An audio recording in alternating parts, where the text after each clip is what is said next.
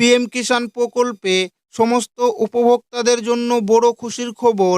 22 নং কিস্তির টাকা কৃষকদের ব্যাংক অ্যাকাউন্টে দেওয়ার যেটি সময়সীমা, সেই সময়সীমা কিন্তু কেন্দ্র সরকার ইতিমধ্যেই শুরু করেছে এবং ইতিমধ্যেই কিন্তু 22 নং কিস্তির টাকা দেওয়ার যেটি ফাইনাল ধাপ, সেই ধাপ কিন্তু ইতিমধ্যেই চলে এসছে।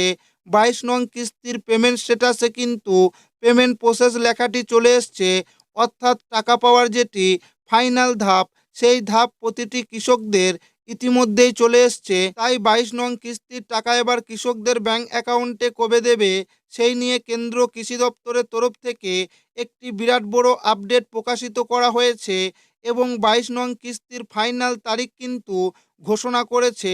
ফেব্রুয়ারি মাসেই কৃষকদের ব্যাংক অ্যাকাউন্টে 22 নং কিস্তির টাকা দেবে।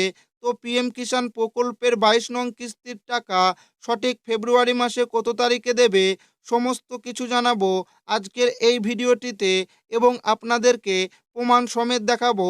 তাই ভিডিওটি প্রথম থেকে শেষ পর্যন্ত দেখবেন এবং আপনি কোন জেলা থেকে দেখছেন অবশ্যই কমেন্টে লিখে জানাবেন। পিএম কিষাণ যোজনার 22তম কিস্তি নিয়ে জরুরি তথ্য। কৃষকদের আর্থিক সহায়তা দেওয়ার উদ্দেশ্যে সরকার প্রধানমন্ত্রী কিষাণ সম্মান নিধি পিএম কিষাণ প্রকল্প চালু করেছে।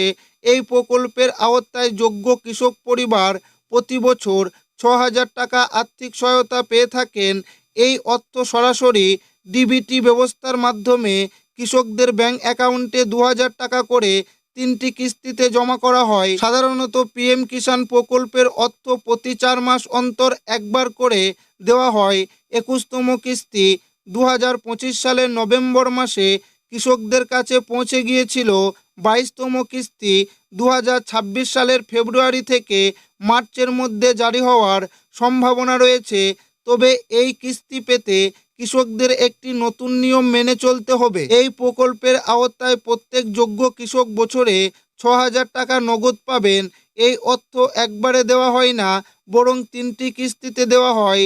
প্রতি 4 মাসে একবার করে কৃষকদের অ্যাকাউন্টে 2,000 টাকা জমা করা হয়। একইভাবে সারা বছর ফসলের বিনিয়োগের প্রয়োজন হলে কৃষকদের হাতে যাতে অর্থ থাকে, সেই লক্ষ্যে সরকার এই পরিকল্পনা তৈরি করেছে। এই প্রকল্পের আওতায় সমস্ত অর্থ প্রদান সরাসরি ডিবিটি পদ্ধতিতে করা হয়।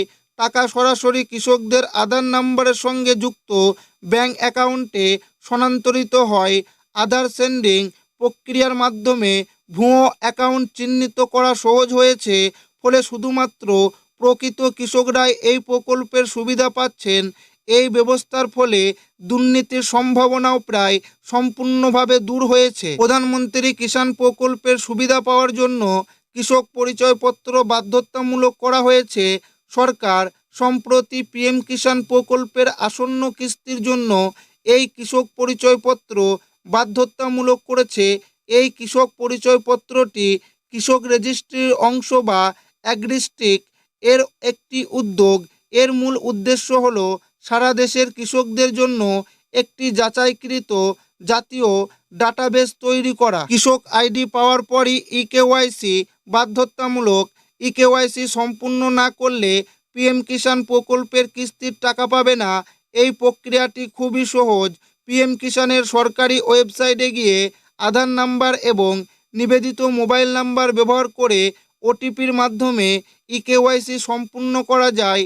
পুরো প্রক্রিয়াটি মাত্র কয়েক মিনিটেই মধ্যেই শেষ হয়ে যায়। অর্থ প্রদান যাতে কোনোভাবে আটকে না যায়, তার জন্য এই কেওয়াইসি সম্পূর্ণ করা অত্যন্ত জরুরি।